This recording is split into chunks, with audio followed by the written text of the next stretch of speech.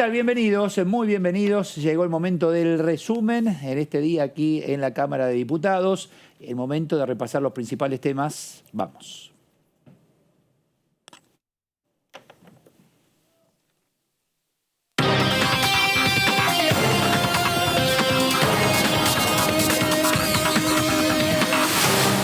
El Gobierno Nacional oficializó hoy, a través de un decreto de necesidad y urgencia, la intervención por 60 días de la cerealera Vicentín. Es para asegurar la continuidad de la empresa, la preservación de sus activos y de su patrimonio, la protección de los puestos de trabajo en peligro y evitar daños sobre el mercado agroexportador y la economía en general. En Diputados TV se multiplican las repercusiones a la espera del proyecto de ley que ingresará en el Congreso para impulsar la expropiación de la compañía. La Comisión de Transporte de la Cámara de Diputados analizó un proyecto que establece el uso de la tarjeta SUBE en el transporte automotor de todo el país. Apunta a transparentar los subsidios que otorga el sector el Gobierno Nacional, regular la tarifa del servicio urbano e interurbano en todas las jurisdicciones. Además, en la reunión de comisión se analizó otra iniciativa que contempla la creación del Fondo Federal de Transporte Automotor. Acaba de terminar el encuentro por videoconferencia y en Diputados TV hablaremos con los legisladores de la comisión. La Comisión de Asuntos Cooperativos, Mutuales y Organizaciones No Gubernamentales de la Cámara de Diputados dio dictamen hoy a un proyecto de ley que crea una red de voluntariado nacional en el marco del aislamiento social. El objetivo es armar una red de voluntarios para disponer de personas en los distintos ámbitos donde se necesite asistencia en el marco del aislamiento social, preventivo y obligatorio a causa de la pandemia. Según el proyecto consensuado, esto comprende el voluntariado social, ambiental, cultural, deportivo, educativo, sociosanitario, comunitario y de cuidado, entre otros aspectos.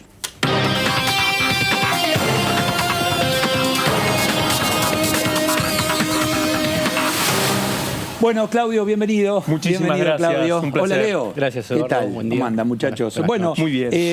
Me quedo con cada uno de estos temas, ¿no?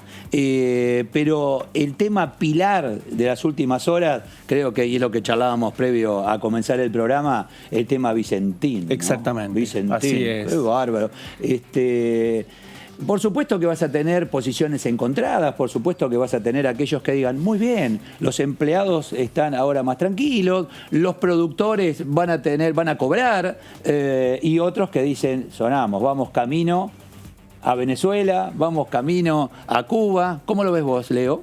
Y retomamos un poco lo que había sido el kirchnerismo en el 2009, cuando se fue lo de aerolíneas, cuando fue lo de Repsol, que salió un poco a marcar la agenda. Y a FJP. Hasta FJP, exactamente. Eso había sido después de un traspié electoral, que en vez de sentirse golpeados, salieron más fuerte con lo que es una de las plataformas. Tal vez con situaciones distintas, te digo por qué. Porque en este caso es una empresa cerealera agroexportadora. Así y es. yo, para poder exportar, necesito que ustedes, que son productores, me vendan.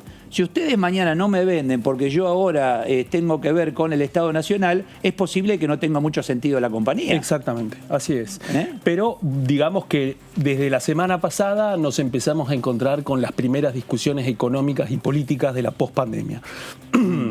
Tiene que ver con un tema central porque Vicentín, recordemos, es una empresa, la sexta agroexportadora, que se encuentra concursada con una deuda superior a los 1.350 millones de dólares. Ahí es donde aparecen aquellos que dicen, ojo, porque es anticonstitucional lo que hizo el gobierno. Vos no podés meterte en una compañía que está en concurso de acreedores. Ese es uno de los argumentos de la oposición. Lo cierto es que ahí... ¿Lo sostiene la justicia o no? No, porque ahí está la biblioteca dividida precisamente por el peso de los acreedores. Y ahí el peso de los acreedores, la presencia del Estado es muy grande. Claro. Entonces, digamos, en esa discusión, sin duda hay un juez que está actuando, hay un síndico que está revisando y cogestionando la empresa.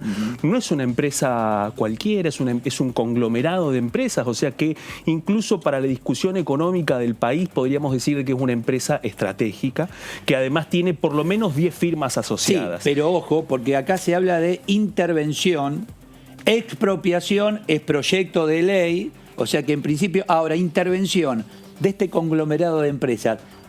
¿Qué unidad de negocios van a intervenir? Ahí está el tema. Ojo, porque si vos intervenís el tema grano, es comida para cerdos en el mundo, es commodity, es materia prima. Pero está relacionado con lo que decía mi compañero, por el hecho del rol de YPF, porque en el sentido de que la empresa... YPF Agro. YPF Agro implica dos cosas. Primero, el escenario complejo que atraviesa YPF en este momento en el medio de la crisis del valor de los combustibles y en la caída del precio del petróleo.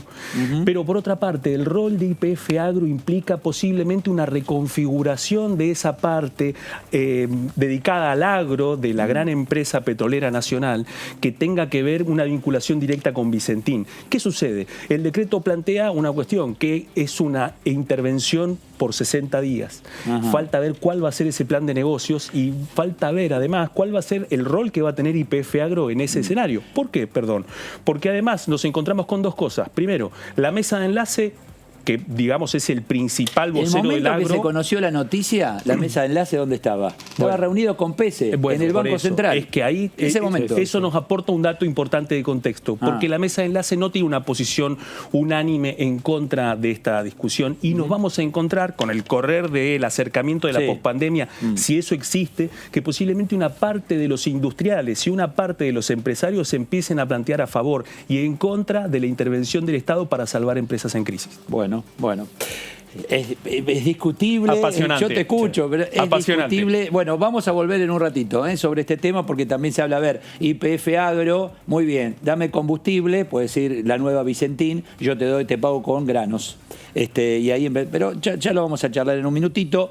Uno de los temas en comisión que se trató en el día de hoy aquí en la Cámara de Diputados tiene que ver con la creación de una red, escuche bien, una red de voluntariado nacional en este marco de emergencia sanitaria, donde esos voluntarios van a tener que tener una capacitación muy particular, porque no va a ser un tema sencillo. Por eso quiero hablar con Juan Carlos Alderete, diputado de Frente de Todos, vicepresidente de la Comisión de Asuntos Cooperativos, Mutuales y Organizaciones No Gubernamentales. Alderete, Eduardo Serenellini, ¿cómo le va?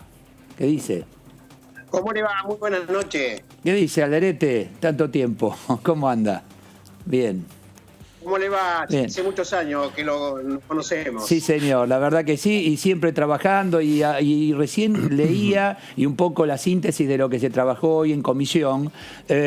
Digo, estos voluntarios van a tener que estar bien capacitados para llevar adelante semejante tarea, Juan Carlos. No, bueno, por esa misma razón nuestro bloque va a presentar un dictamen, un propio proyecto, ¿no?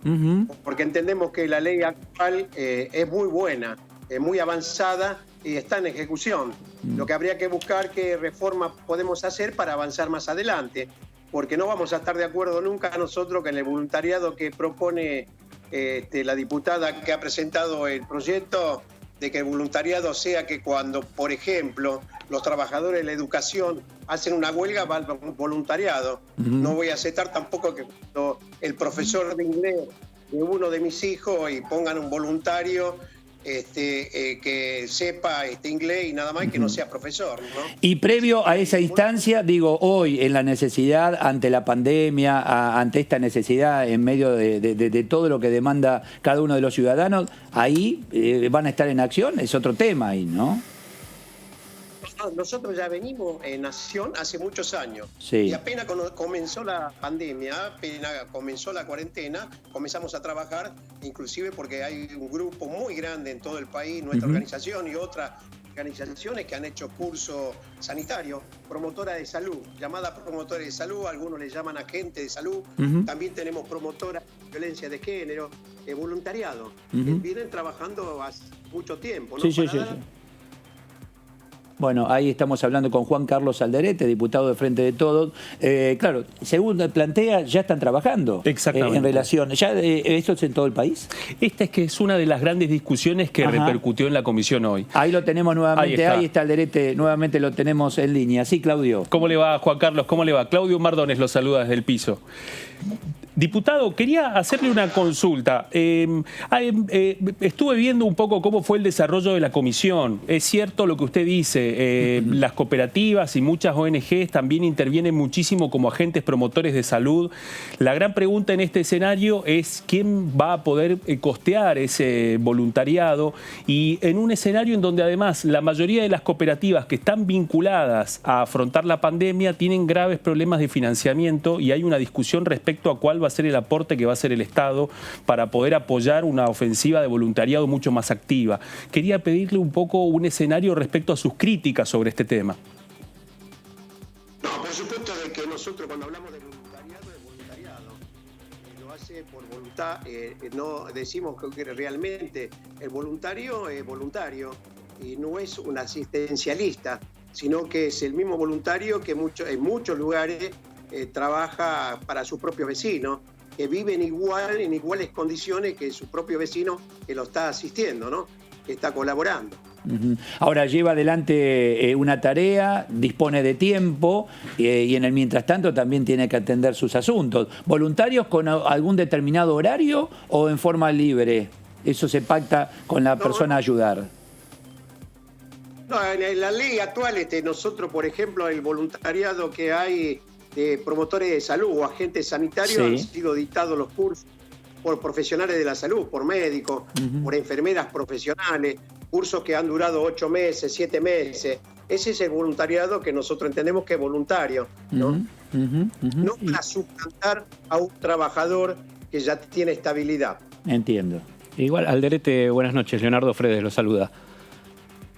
¿Cómo le va, Leonardo? Bien, se puede decir que esta situación, igualmente más allá de que existía un marco legal, un poco llevó puesto todo, y en esto también lo que estaba legislado en materia de voluntariado, ¿no? Sí, bueno, ahí no es un trabajo, el voluntariado no es un trabajo, no lo podemos considerar un trabajo, y es por eso que nosotros rechazamos el proyecto que han propuesto, y hemos propuesto que nosotros ya fue entregado inclusive en el Congreso hoy antes de las 8 de la noche, el proyecto, el dictamen por nuestro bloque, ¿no? Proyecto propio. Ahora, en el mientras tanto, en el ofrecimiento y en el rechazo, el voluntario que está activo sigue activo. Acá nada se frena, siguen trabajando, siguen adelante, a pesar de la discusión. Nada se frena de hace mucho tiempo, ¿no? Muy bien. No desde ahora. Muchos, inclusive en esta pandemia, que son miles de mujeres, de jóvenes, de hombres que están trabajando y enfrentando esta pandemia junto con los profesionales de la salud y con las autoridades políticas de cada uno de los lugares, ¿no? Por eso está en ejecución también el proyecto El Barrio Cuida al Barrio, que todos son voluntarios. Juan Carlos, pero quería hacer una pregunta para profundizar su concepto. Usted sostiene que el voluntariado no es un trabajo, pero el proyecto original no planteaba jerarquizar la función de los voluntarios precisamente para que sean remunerados. No, ahí se plantea que inclusive nosotros ahí el voluntariado es para, inclusive nos dan posibilidad de seguir después obteniendo experiencia, conocimiento. Justamente, por ejemplo, nosotros volvimos a firmar con la Universidad de Avellaneda, por ejemplo, los promotores de salud. Es decir, la Universidad de Avellaneda tiene una escuela de enfermería. Con la posibilidad de ese voluntariado, muchos de ellos van a continuar estudiando en la escuela de enfermería de la universidad, ¿no? Cuénteme, Juan Carlos, ¿estos voluntarios reciben algún tipo de ayuda del Estado? ¿Reciben beneficiarios de algún plan? No, ninguno. Inclusive le hizo la propuesta a Daniel Arroyo, por ejemplo, en esta ocasión por la pandemia, que también tengan una ayuda a aquellas mujeres, hombres, jóvenes que están cocinando para sus vecinos, que están entregando alimentos para sus vecinos, que están luchando en medio de la pandemia, que tengan un resarcimiento económico como un premio, pero mientras dure la pandemia, ¿no? Ajá. Bueno, o sea que el tema económico se ha tocado. De alguna manera, un poco el camino que consultaba acá Claudio, ¿no? Digo, de alguna manera, alguna remuneración, por más que sean voluntarios, eso quedó muy claro, pero bueno, todo viene bien y más en estos tiempos, Juan Carlos. Sí, por eso fue planteado justamente con el ministro de Desarrollo Social, Daniel Arroyo, claro, que se le haga un reconocimiento ya tiene un reconocimiento político, pero también esa gente, que mucha de ella inclusive ha perdido la changa, ha perdido el trabajo, no tiene otra salida que recibir algún tipo de ayuda del propio Estado mientras dure la pandemia, ¿no? Juan Carlos, en este escenario usted mencionaba el impacto de la pandemia. Es noticia, lamentablemente, todos los días el esfuerzo en muchos comedores de organizaciones sociales y la cantidad de contagiados, de voluntarios, de militantes que en su intervención cotidiana para poder garantizar la llegada de los alimentos viven la angustia cotidiana de poder encontrarse con un compañero contagiado. Quería preguntarle cuál es la situación en este momento, especialmente en La Matanza y en el conurbano bonaerense, a partir de la percepción de su organización con respecto al nivel de contagios entre quienes sostienen en parte este voluntariado y quienes sostienen los comedores en este momento. Bueno, se está avanzando con el compromiso de muchos intendentes del conurbano. Se está haciendo el comité de crisis del lugar, donde las organizaciones aportan el conocimiento del lugar, donde muchos lugares de esto el Estado lo tiene abandonado hace muchos años, y que sí allí están los dirigentes de la Iglesia Católica, de la Iglesia Evangelista, del Club del Barrio, de la Sociedad de Fomento, en los cuales participan también en esta lucha contra la pandemia, ¿no? Está claro. Es decir, inclusive muchos de ellos han buscado su propio elemento de seguridad y de prevención que tienen que tener. Estamos impulsando de que en cada uno de estos lugares también se elija un responsable de bioseguridad. Nosotros le dimos esa palabra o ese nombre o ese título para decir un compañero de ahí tiene que ser responsable de que nadie que esté en la distancia necesaria, que tengan los elementos de protección necesarios, los que están cocinando, los que están entregando la comida, ¿no? Está bien. Alderete, gracias por estos minutos. Gracias, Juan Carlos. No, al contrario, muchísimas gracias y muy buenas noches. Gracias, muy amable. Bueno, está claro, es un voluntariado, a ver, más allá de tus tiempos, es salir y acompañar, y un tema sensible, no creo que lo decías vos, Leo o Claudio, porque vos vas en contacto directamente con aquellos que están llevando adelante el COVID-19 tal vez en su hogar, ¿no? Exactamente. Porque estás acompañando al médico, al enfermero. Exacto. Una asistencia en cuanto... Es muy sensible. Es muy sensible, tema, exacto. Sí. Y el tema económico también, seguramente. Cuando decía acompañamiento político, ¿qué quiso decir? ¿Quiso decir esto? ¿Un acompañamiento económico o...? Lo que plantea es una coordinación política en el territorio, en donde hay que recordar que las organizaciones han planteado el requerimiento de la bioseguridad. Desde la etapa más crítica, caminando hacia el pico de la pandemia, uno de los temas que sucede en los barrios populares de la ciudad de Buenos Aires y el conurbano bonaerense tiene que ver con la multiplicación de contagios en quienes sostienen los comedores populares, en quienes tienen la llegada directa a la comunidad. No, ¿sabés qué pensaba mientras que lo escuchaba Alderete? Digo, ¿quién coordina a todos estos voluntarios? El Ministerio de Desarrollo Social y los intendentes. O sea que tienen la capacitación previa 8 meses. Están inscriptos en una planilla, es decir, bueno, a ver, partido, La Matanza. Muy bien, vení Juana, María, Pedro, acompaña al doctor. ¿Es así? Exacto, ¿Así pero con una planificación sanitaria para garantizar la bioseguridad y también con un elemento muy importante de prevención, que es construirlos como agentes de prevención de la salud. Tengo en línea a la diputada Crescimbeni, diputada por el PRO. Diputada Eduardo Serenellini, gracias por atendernos. Buenas noches, Eduardo, ¿cómo estás? Bien, muy bien, gracias. Muy bien, y a ver, conociendo esta red de voluntariado nacional en este marco de la emergencia sanitaria, en principio, Camila, porque aparentemente llegó para quedarse, tal vez para otra necesidad, en principio.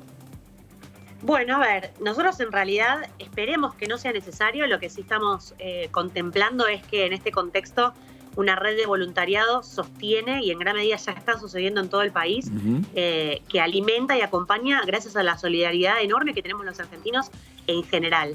Esperemos que no tengamos más catástrofes, pandemias o situaciones como esta, pero sí lo que nos parece importante es contar con una red nacional de voluntariado para que de alguna forma pongamos en marcha algo que ya existe, es decir, o pongamos en relevancia, porque en Argentina tenemos un nivel muy alto de involucramiento en lo que es voluntariado. De hecho, según datos del año pasado, 3 de cada 10 argentinos participan en actividades voluntarias. Es muy buen porcentaje, 3 de cada 10. Bien, muy bien. Bueno, digo, eso está demostrando. Yo siempre sostengo, vieron que muchas veces los argentinos estamos acostumbrados a hablar mal de nuestro país o mencionar las cosas que van para atrás, digamos, es una parte muy habitual del discurso. no sé si por joven o porque, bueno, mi abuelo me cantaba el cambalache, ¿no? Que siempre dice, bueno, el mundo fue y será una porquería, ya lo sé.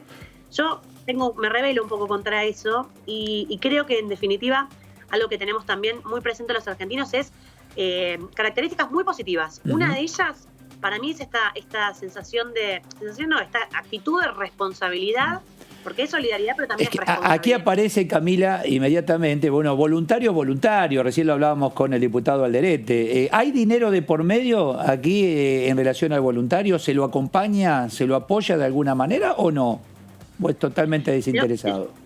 Primero, lo más importante es que el voluntariado no es trabajo, porque también, digamos, no se puede usar la figura de voluntariado para hablar de una relación laboral encubierta. Eso es muy importante. O sea, el voluntario es una actividad justamente voluntaria, es decir, que nace de la persona o de la comunidad en ese espíritu, y lo que sí se tiene que hacer, y creo yo además que es importante que el Estado lo acompañe y lo proteja, es resguardarlo y obviamente en esas actividades vinculadas con el voluntariado, es decir, no lo podés dejar en banda, como se dice por la calle. Entonces ahí sí es importante el acompañamiento, pero definitivamente no es trabajo. O sea, no hay dinero de por medio, ni con un plan, no, claramente no.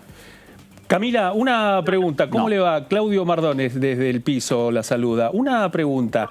Es cierto, voluntariado no es trabajo. La gran pregunta es cómo va a intervenir el Estado para cuidar ese voluntariado en estos tiempos de pandemia. Recién hablábamos con Juan Carlos Alderete, que planteaba que en la intervención en cada barrio habían planteado un encargado de bioseguridad. Hoy en día gran parte del voluntariado está concentrado a afrontar distintos contornos de la crisis por la pandemia. ¿Qué va a poder hacer el Estado para acompañar a ese voluntariado a partir de este proyecto? Bueno, la propuesta que hacemos en el proyecto, primero, dos cosas. Uno es la creación de la Red Nacional de Voluntariado, donde el Estado Nacional pueda convocar a los voluntarios que ya existen, que participan. Hoy la realidad es que con los esfuerzos que se hacen no tenemos un registro nacional, no tenemos un lugar donde uno pueda fijarse quiénes están inscritos como voluntarios a nivel nacional. La primera propuesta es generar un voluntariado que también se pueda registrar digitalmente, que es una novedad que incorporamos también, que no solamente sea física, que en este contexto de pandemia, digamos, viendo cómo la virtualidad también llegó para quedarse, importante también poder tener ese acceso, y es que el Estado pueda convocar a los voluntarios también en contextos donde lo necesite. Además de eso, lo que planteamos en la modificatoria de la ley Cafiero, digamos, porque la ley de voluntariado es una ley que impulsó en su momento Mario Cafiero, que es presidente del INAES, y una ley muy avanzada además para su época, que salió en el 2003, en realidad se promulgó en 2004 y se reglamentó en el 2010. Lo que presentamos hoy es una modificatoria también de esa ley, donde algunos de los puntos que incorporamos son también mayores derechos para los voluntarios. Y la propuesta que cuando sea el Estado el que convoque, por ejemplo, en este caso en la pandemia, que convoque masivamente a voluntarios para, por ejemplo, tareas de asistencia a adultos mayores, digamos, cuando sea actividad voluntaria, que también el Estado se haga cargo del seguro de esos voluntarios. Es decir, proteger a las personas que se involucran de manera voluntaria, pero que el Estado también esté presente en ese sentido. Camila, no quiero dejar pasar esto de que no existe registro. A ver si entendí bien. ¿No existe registro? Entonces, a ver, a un adulto mayor envías un voluntario a cuidarlo y no tenemos registro de quién es ese voluntario. ¿No hay información? Hoy en día los registros lo tienen las fundaciones o las organizaciones que nuclean voluntarios. No tenemos un registro nacional de voluntariado, no tenemos una inscripción. Lo que tenemos es al CENOP, que es una entidad que trabaja y muy bien también, que registra a las organizaciones, no así a los voluntarios. Entonces lo que proponemos también es que exista esa red de voluntarios, porque es muy, muy potente en Argentina, esto que estamos diciendo. Claro. 3 de cada 10 argentinas y argentinos están involucrados en tareas voluntarias. De hecho, tuvimos uno de los picos más altos en la inscripción en el trabajo voluntario. El año pasado fue el pico más alto que tuvimos en la historia. El anterior había sido en el 2002, en involucramiento de voluntarias y voluntarios en Argentina. Diputada, Leonardo Fredes la saluda. El tema del seguro que hablaba, eso específicamente, ¿cómo es el detalle? ¿Y existe algún viático o algo para que esta gente pueda por lo menos llegar hasta los lugares o algún auxilio económico mínimo para las cuestiones básicas? Sí, ahí insisto de nuevo, importante que tengamos en cuenta que una cosa es el trabajo que es necesario que realizan los sanitaristas, los asistentes sociales. De hecho, también en el proyecto hacemos mucho hincapié en que las tareas de cuidado no son voluntarias, sino que es un trabajo encubierto que debería ser remunerado. Es decir, hay muchas cuestiones de fondo que es importante mencionarlas, porque una cosa es el trabajo voluntario comunitario que uno decide hacer de motu propio, y otra cosa es estar realizando una tarea socialmente relevante que no esté siendo contemplada. Dicho eso, en el proyecto lo que estamos contemplando, como ya existe, digamos, en las fundaciones o redes que hoy en día trabajan con voluntarios, siempre se trabaja con un seguro. Acá la diferencia, lo que estamos proponiendo, es que en los casos donde sea el Estado Nacional el que convoque, en casos de pandemias, catástrofes, que el Estado se haga cargo de ese acompañamiento de seguro para el voluntario, es decir, para que no lo mandemos sin más. Hoy en día, sí, obviamente, y dentro de la ley que ya estaba estipulada desde el 2004 y 2010 la reglamentación, existe la contemplación de viáticos y de algún otro elemento, obviamente, no contributivo que acompañe al voluntario o la voluntaria. Eso existe. Camila, bueno, desde el comienzo de la pandemia, la ciudad de Buenos Aires fue uno de los escenarios de la puesta a prueba de una experiencia de voluntariado muy grande, especialmente para poder acompañar a los adultos mayores. En la formulación de este proyecto, ¿qué aspectos de la experiencia porteña que llevó adelante el jefe de gobierno Horacio Rodríguez Larreta, qué elementos tomó para desarrollar este proyecto y qué experiencias del interior del país también tomó para poder llegar a esta síntesis? Bueno, ahí interesante porque también incorporamos muchas categorías que no estaban explicitadas en la ley anterior, simplemente quizás porque también pasaron 10 años y en 10 años, en estas épocas tan dinámicas, es mucho tiempo. Con lo cual, por ejemplo, algo que incorporamos también es el cuidado y la atención particular a adultos mayores. O, por ejemplo, la contemplación de un cuidado especial para los voluntarios que sean personas con algún tipo de discapacidad. Entonces, ahí también tomamos como te digo esto, ahora te cuento otras categorías también, pero tomamos la contemplación extra de tener en cuenta que hay mucha gente también que quiere hacer esta tarea de ayuda, en este caso cuidados de adultos mayores.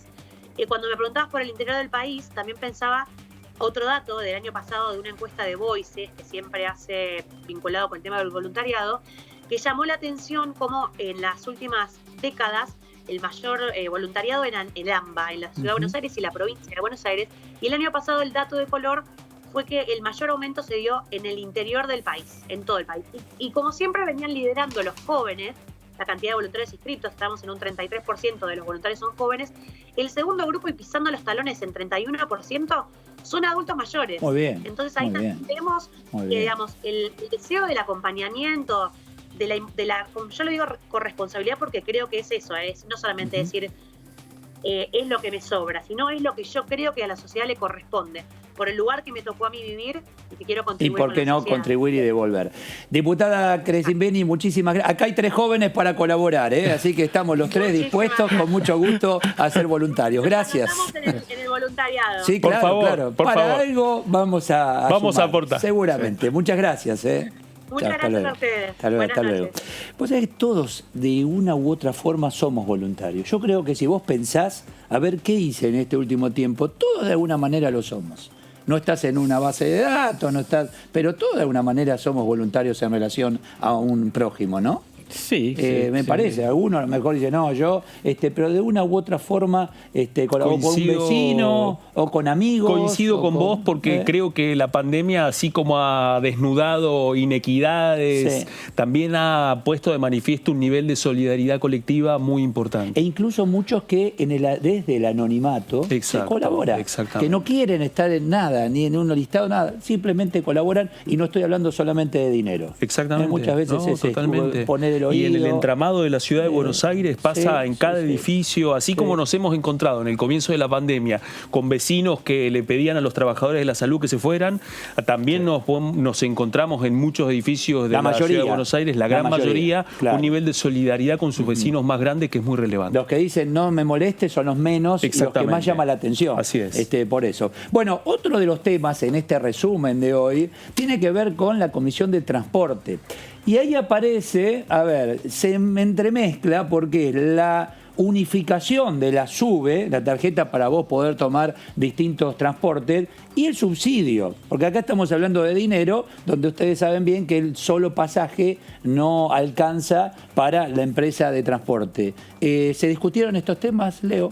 Sí, el tema del subsidio es que tienen que ver el subsidio Relación directa, y la tarjeta claro. SUBE, porque la tarjeta SUBE te da te da la radiografía de lo que se gastó y lo que la empresa hizo y los pasajeros que viajaron. Sí. Antes era por declaraciones juradas. Entonces ahí estaba la gran diferencia, porque se computaban viajes que no se hacían, unidades que no estaban Acá en la calle. estamos hablando del colectivo. Claro, de transporte urbano. Porque porque en el tren, no sé, tiene que ver con esto también, el tren, no todo el mundo pasa la SUBE. Exactamente. Vos hablás con gente que está todo el día en el tren y o saltan el molinete o pasan por la puerta no sé cuánto. Digo, ahí no sé si tenés preciso la cantidad de pasajeros. Bueno, las empresas privadas, en su momento TVA, Sí. que era la concesionaria del Mitre y del Sarmiento, tenía contemplado un plus en su concesión De los colados, digamos. de diferencia de colados, que los demás pagaban la diferencia de la tarifa que no pagaban los colados y lo tenían computado. Siempre pasa eso, ¿viste? El que paga por él y por Claro. otro. ¿Te das cuenta? Y entonces... Es cierto también de que en un escenario como este, muchas de las personas que se cuelan en el transporte público no es un ardid, es porque realmente no lo pueden pagar. Eso en un escenario en donde además las dificultades para el ingreso se multiplican. Entiendo que la SUBE lo que tiene es aportar un pantallazo, digamos, tan relevante como el sistema BIOS que utiliza el Registro Nacional de las Personas para poder registrar la identidad y la huella dactilar de todos los argentinos. Sin embargo, en el caso de la SUBE, hablamos de un proceso que lleva casi un lustro de federalización, donde distintas provincias han llevado adelante la aplicación, primero de tarjetas regionales, tarjetas provinciales que permitieran el pago del servicio, y luego la llevada del SUBE. Eso implica, como decíamos recién, analizar un poco lo que tiene que ver con la ecuación del costo del transporte y una gran discusión que tiene que ver en el Congreso, que es hacia dónde van los subsidios federales para el transporte en un escenario en donde las grandes provincias del interior vienen cuestionando desde hace años un nivel de mayor equitatividad para distribuir los subsidios, y que así como impactan en la ciudad de Buenos Aires y en el área metropolitana, también tengan un impacto equitativo en el interior del país. Bueno, que no lo puedas pagar no significa que evites hay otras herramientas para decir yo no puedo pagarlo. Absolutamente. O sea, no deja de ser un no dato digo porque para que no macroeconómico. quede, bueno, como no puedo pagar, salto el molinete. No. Porque tenés el riesgo, y de hecho debe ocurrir, de aquel que sí puede pagar. Y sin embargo, dice, bueno, si te pasa, yo también. Debe haber de todo, digo, ¿Cómo? Debe haber de todo, el que Sí. puede pagar Pero el que y no puede, paga. tenés herramientas para decir, mira, Sí, no un puedo subsidio, pagar, ¿cómo lo arreglé? La compañía te va a No dar es algún la pase. escena que nos encontramos en las estaciones de tren cuando alguien salta un molinete. Pero bueno, entiendo que a la hora de discutir los subsidios públicos al transporte, la Es un dimensión de tema. eso es muy menor. Tengo en línea a José Cano, diputado de la Unión Cívica Radical y presidente de la Comisión de Transporte. Está en Tucumán. Cano, Eduardo Serenellini, gracias por atendernos. ¿Cómo te va, Eduardo? Buenas Bien, noches. muy bien. Bueno, gracias por atendernos allí. Digo, es muy importante en este momento el tema transporte por cantidad de temas, pero en principio, bueno, la discusión fue esta, la SUBE sin descuidar el tema subsidio. Sí, hay que recordar que a partir del consenso fiscal que se firmó con el gobierno anterior, hubo compensación de partida y las provincias se hacían cargo de, entre otras cosas, el subsidio al transporte. Si bien es cierto, se creó un fondo compensador de 6.000 millones de pesos, pero a nivel del AMBA, o sea que tiene jurisdicción nacional, el subsidio siguió operando en lo que se denomina, digamos, en la SUBE, en todos los beneficios, digamos, que otorga el gobierno nacional a las personas que utilizan diariamente la SUBE, ¿no? Con los atributos sociales. Y obviamente que el conflicto a partir de declarar servicio esencial y obviamente el aislamiento obligatorio que generó en casi 19 jurisdicciones en la distinta modalidad del servicio de transporte público, necesitó y requiere de la asistencia del Estado. De hecho, el Gobierno Nacional acaba de prorrogar por 4 meses el fondo compensador y está asistiendo a todas las provincias. Nosotros con los dos proyectos que hoy dimos dictamen, un proyecto del diputado Selva y un proyecto que presentamos 26 diputados de Juntos por el Cambio, lo que pretendemos en primer lugar es la creación de un fondo federal con el mismo fondo, digamos, con la misma fuente de financiamiento más aporte del Tesoro Nacional, y devolverle al Ministerio de Transporte de la Nación la centralidad en la distribución de esos subsidios, que de hecho lo está haciendo, claramente también con el proyecto del diputado Selva en la idea de federalizar la SUBE y de que los dos mecanismos de subsidio que tiene el transporte en sus distintas modalidades, avancemos hacia un sistema de tarifa plana que resuelva la asimetría que existe entre lo que paga un usuario del interior, del transporte público. La queja eterna, la queja eterna. Es decir, se paga mucho más en el interior. Cada vez más se va a necesitar del Estado y acá está la prueba de ello. ¿De dónde se va a obtener el dinero? Porque se recauda menos, un tema en este momento, ¿no? Pandemia, cuarentena, poca actividad económica, y hay más necesidad de que el Estado aporte. ¿Se debatió ese tema? Sí, sin duda nosotros tenemos una previa, al dictamen que dimos hoy en la Comisión de Transporte. Tenemos también un debate en la Comisión de Presupuesto, pero con respecto a los dos proyectos que aprobamos, básicamente seguimos utilizando el impuesto al combustible, básicamente que es la fuente de financiamiento hoy del sistema del servicio de transporte público. Y aparte, los aportes que yo hacía referencia, sin ningún lugar a duda que el debate que hoy tiene toda la dirigencia política, y por eso también le pedimos al gobierno una convocatoria a través del Consejo Político, Económico y Social que el presidente anunció, y que nosotros también tenemos proyectos presentados en ese sentido para, de la misma manera que estamos. Bueno, ahí estamos hablando con José Manuel Cano, ¿no? El tema es, claro, cómo obtener. Yo no sabía que del combustible se obtenía el presupuesto. ¿Saben cuánto se paga de impuesto por litro de combustible? 63%. Y de ese 63%, cuando uno se cuestiona, es decir, ¿por qué tanto impuesto? Bueno, acá tenés parte de ese impuesto, yo no lo sabía, tiene que ver con el acompañamiento en cuanto a los subsidios. A ver, Cano, si podemos nuevamente... Ahí está. Sí, claramente. Ahí, el impuesto al combustible va una parte importante al subsidio del transporte público. Y lo que nosotros pretendemos, con el mismo criterio que tiene la SUBE en el AMBA, es que se subsidie la demanda y que aparte tengamos información a través de la nacionalización de la SUBE, de los kilómetros recorridos, del parque automotor de las empresas. Y obviamente el 931, que es parte del subsidio, va al pago del sueldo de los empleados del sistema. Claro. Pero la SUBE da una información al Estado que permite tener un control riguroso con respecto a la distribución de esos recursos, cosa que hoy, no existe porque no está federalizada la SUBE. Y porque aparte muchos distritos que tienen la SUBE no tienen los atributos sociales. ¿Y cómo funciona en el interior? ¿Siguen con el boleto? ¿Siguen cortando boleto como era hace años de aquí? Hay, tienen distintas modalidades. También tienen, en el caso de Tucumán, tarjeta que se denomina la metropolitana.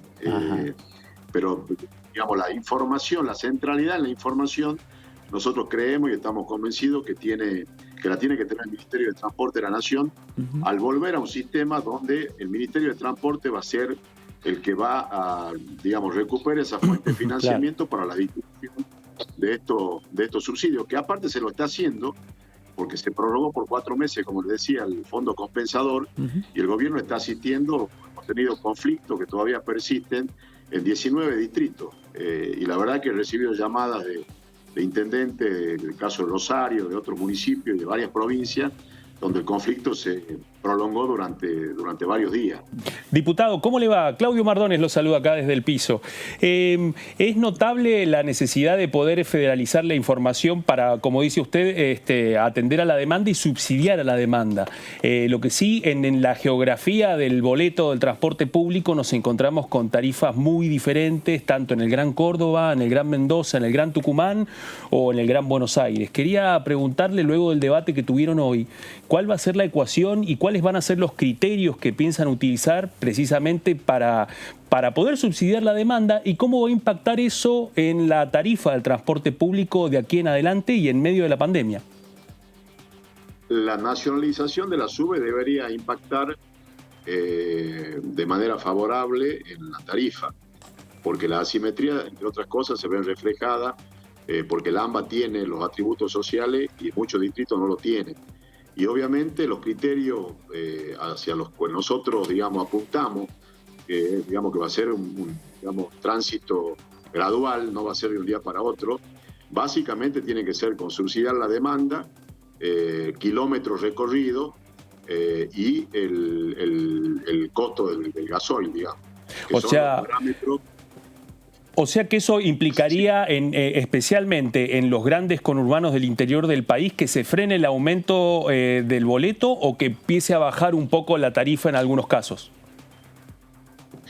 Mirá, nosotros pusimos también en el artículo 1, en el artículo primero, que el piso del subsidio son los que están recibiendo al día de hoy la jurisdicción. Bien. De manera tal de que ninguna jurisdicción impacte negativamente, pero no sé si bajar, pero claramente deberíamos entrar en un tránsito de que las tarifas interior, a partir de que se generalice y se implemente una vez que se apruebe esta ley, recordemos que tiene que ir a presupuesto, después al Senado, la federalización de esto debería tender a que empecemos a transitar un camino de una tarifa plana, que digamos que obviamente con las diferencias que hay en las jurisdicciones, lleguemos a un sistema donde no existan las asimetrías que voy a hacer referencia. Claro, en algunos casos, la diferencia es de un 35-40% de lo que pagamos en el IPE. O en todo caso, que no baje el valor, pero mejorar el servicio, ¿no? Al asegurarse el ingreso, porque no, es un dato, ¿no? Sí, Cano. Sí. A ver, hay beneficios de la SUBE que tienen que ver con las personas que perciben AUH, los jubilados que cobran las mínimas, que claramente se verían beneficiados con respecto a la generalización de la SUBE. Sí, sí. Cano, Leonardo Fredes lo saluda. La pregunta es, ¿hablaron el tema con el Ministerio de Transporte? ¿Hay sondeos hechos? Porque podría ser esta una política que salga desde el Ejecutivo hacia el Legislativo, teniendo en cuenta todo lo que implica.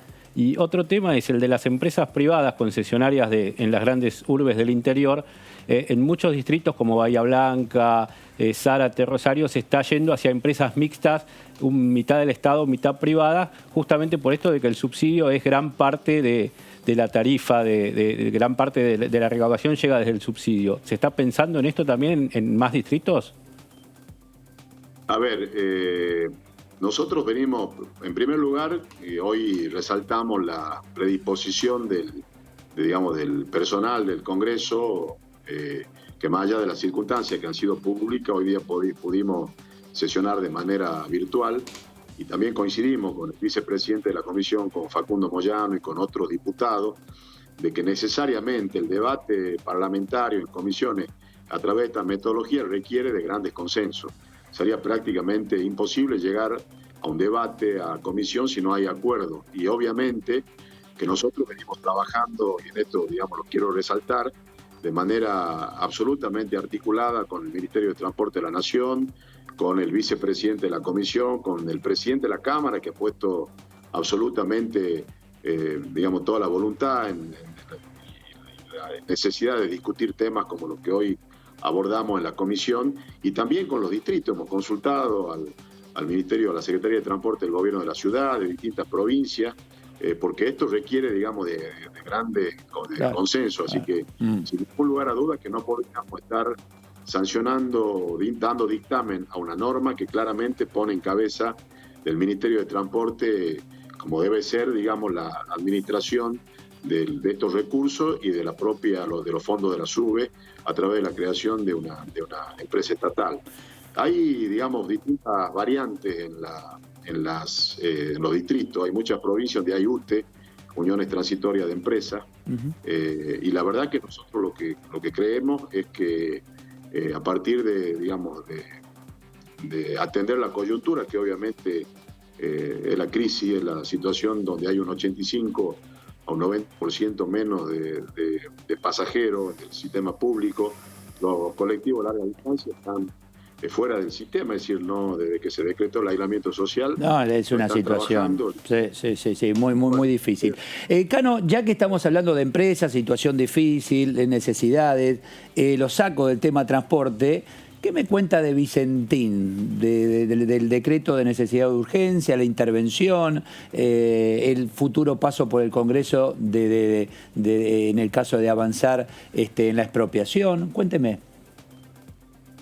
Mira, la primera reflexión te diría que el presidente tuvo hace no menos de 10 días una reunión con el sector empresarial, con la Cámara, y se manifestó absolutamente en contra o desde el punto de vista político contrario a que el Estado administre empresas, digamos, del sector privado. Esto en virtud de lo que había planteado en algún momento la diputada Vallejo. Esto ya no lo estoy diciendo yo, es una cuestión que ocurrió y que el presidente la manifestó hace menos de 10 días.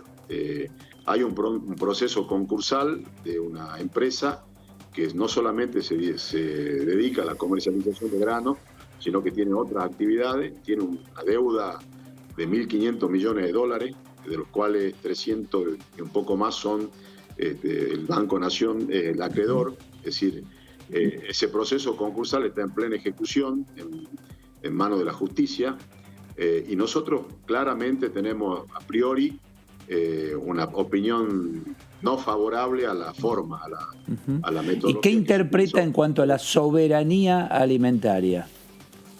¿Qué significa soberanía para usted? Un criterio, yo hablaría de seguridad alimentaria. La seguridad alimentaria es un término que se hace un poco más de una década. Muchos países lo tomaron como una idea de restringir, digamos, las importaciones de alimentos de otros países del mundo. Básicamente Europa tomó ese criterio vinculado a la seguridad alimentaria, a la calidad del alimento. Yo no creo que la soberanía alimentaria esté dada porque el Estado se haga cargo de una empresa que comercializa grano. Está bien, quedó claro.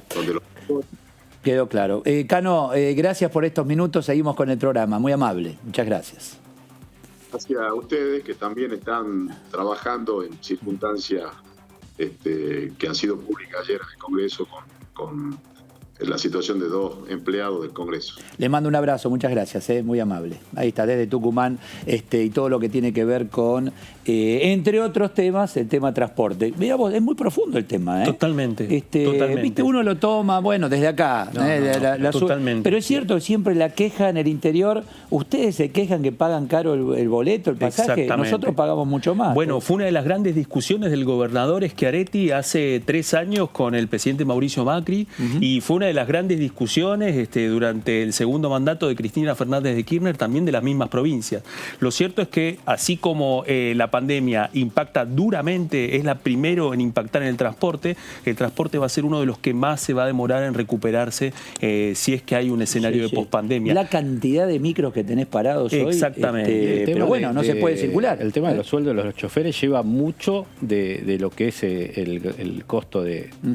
¿Imaginás alguna colaboración, alguna ayuda? En principio, la misma ayuda que reciben otras empresas, ¿no? El 50% en larga distancia tuvo. Larga distancia ya tuvo. Ya les dieron. Sí. Quedó el más complicado es el tema interurbano, porque no está funcionando, claro, y todavía no recibió subsidio. O sea, el otro 50% es difícil pagarlo.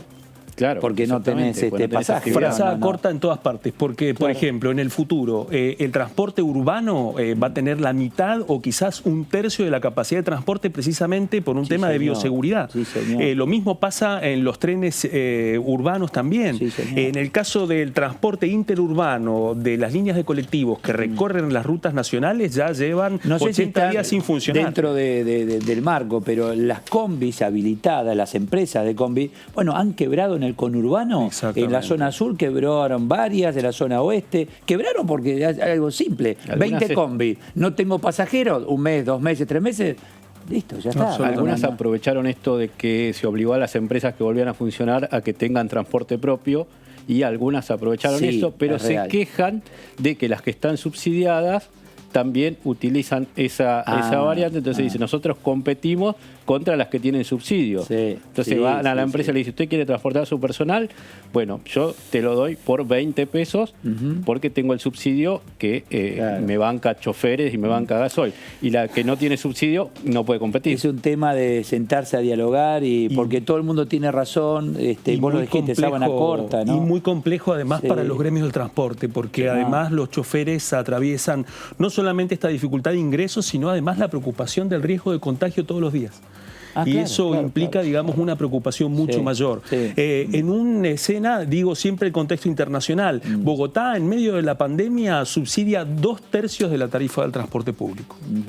Hoy, es cierto, ya tenemos que pensar en la post-cuarentena. Vamos a decir, bueno, regresan los transportes, muy bien, como el teatro, como tantas actividades donde hay mucho público. ¿Qué haces? ¿Nos sentamos uno al lado de otro? No.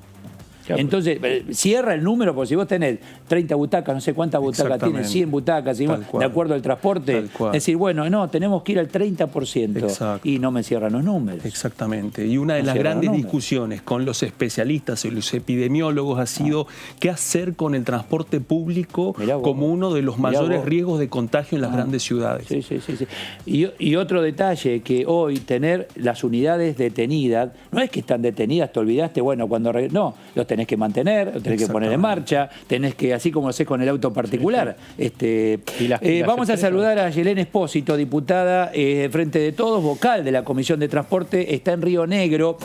A Yelén, Eduardo Serenellini, gracias por atendernos.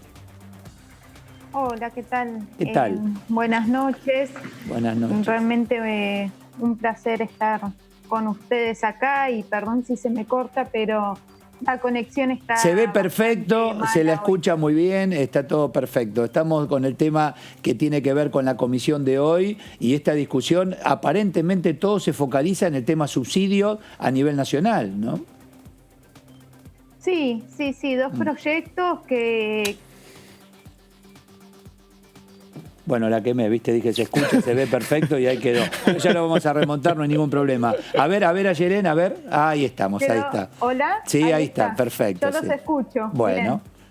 Bien. Bueno, uno de los proyectos es el Fondo Federal de Transporte, que justamente es para asistir al transporte público, urbano, interurbano, de pasajeros, ¿no? Por supuesto. Proyectos que nos lleva a replantear un poco en cómo estamos hoy parados y obviamente el impacto negativo económico que tuvieron el transporte público en esta pandemia. Está planteado a 180 días, sabemos que quizás y esperemos que dentro de 180 días no ocurra o no continuemos con esta emergencia sanitaria, pero la realidad es que hoy en la legislación tenemos que legislar justamente para esto. Es que recién charlábamos que más allá de estos 180 días, la post-pandemia, la post-cuarentena, allí también va a haber que analizar la rentabilidad de muchos transportistas, porque van a tener que llevar menos pasajeros, eso va a redituar menos, o sea, hay un costo-beneficio ahí para tratar de analizar también, imagino, ¿no? Sí. Todo esto creo que, y todos los sectores en los cuales hoy se están viendo afectados, si bien son esenciales, se consideran, pero tenemos dos partes, ¿no? O tres partes, diría yo, porque también hay sectores donde venían sufriendo una crisis económica desde antes de la pandemia, durante la pandemia y post-pandemia, que es donde tenemos que evaluar y ver realmente si sirven estos subsidios, en las condiciones en que están los transportes también. Yo vivo en la Patagonia, en mi localidad la mayoría de las calles son de tierra, entonces no es lo mismo tener un colectivo, por ejemplo, en calles de tierra, claro. Si bien quizás el combustible es mucho más barato que en el norte del país, pero tenés más gastos en lo que es mantenimiento, cubiertas, claro. de mantenimiento. Entonces todo eso tenemos que evaluarlo y tener un pensamiento federal también, ¿no? No es lo mismo la carga que tiene un colectivo acá que el que tiene en Capital Federal. Bueno, todas estas cuestiones, y relacionado a este proyecto también está implementar la SUBE en todas las provincias, que esto también nos va a permitir, o le va a permitir al gobierno, al Ejecutivo, tener un registro de realmente el transporte público, ¿no? Y que si ellos se inscriben en esto, pueden adquirir el subsidio que estamos planteando. Claro. Diputada, una pregunta. ¿Cómo le va? Buenas noches. Claudio Mardones la saluda desde el piso. Usted bien lo mencionaba, una de las cuestiones es poder hacer una arquitectura de subsidios que sea federal. Sin embargo, una de las grandes preguntas que tienen la mayoría de los diputados del interior es cuál va a ser la política pública respecto a los transportes de larga distancia. Hace ya, vamos a cumplir 90 días en donde las rutas nacionales están prácticamente vacías, solamente son escenario de transporte para algunos muy pocos viajes, pero tenemos un gran ausente que forma parte de nuestra cultura, que tiene que ver con los transportes de larga distancia. En los intercambios que han tenido con el ministro Meoni y con las empresas de transporte del sector, ¿avisoran algún escenario para que vuelva el transporte de pasajeros de larga distancia este año? Yo creo, al menos por el momento, lo que nos han planteado desde el Ministerio, que no van a regresar. Se irá evaluando a medida que vaya avanzando la emergencia sanitaria. Pero sí es algo que también preocupa, y y los del interior, por lo general, yo muchas veces viajo a Buenos Aires en colectivo porque no me coinciden los aviones. Pero bueno, tiene mucha relación en cómo va a continuar esta emergencia sanitaria, claro. Cómo va a ir la curva de contagios. No podemos habilitar en estos viajes sabiendo que puede llegar a decaer todo el trabajo que hicimos hasta ahora por habilitar. Y seguramente se va a seguir trabajando. Ayelén, tengo 3 minutitos y ya terminamos el programa. Hablando de emergencia y de situaciones complejas, una situación de emergencia compleja, saliendo del tema transporte, la de aparentemente esta compañía agroexportadora Vicentín. ¿Cómo recibió la noticia en relación a vamos a intervenir, proyecto de ley por expropiación? Realmente fue lo veníamos viendo en días anteriores. Fue una gran sorpresa y realmente estoy totalmente de acuerdo en esta medida que va a tomar el Ejecutivo Nacional y que obviamente nosotros tenemos que acompañar con nuestro voto. Yo creo que es empezar a recuperar un poco la Argentina de la cual queremos. Está planteada la soberanía alimentaria, venimos trabajando sobre eso y creo que este es un gran paso a poder recuperar la Argentina que queremos. ¿Qué todos. interpreta como soberanía alimentaria? ¿Hola? Soberanía alimentaria, ¿qué tenemos que interpretar por soberanía alimentaria, diputada? Bueno, ahí se nos cortó. Bueno, es la pregunta que nos hacemos mucho, ¿no? Y la interpretación de uno no es la misma que de otro, ¿no? ¿Qué interpreta por soberanía alimentaria? No, es poder darse, poder desde el Estado mismo darse una política sin depender de empresas extranjeras. Está bien. Tiene que ver con el autoabastecimiento. Okay.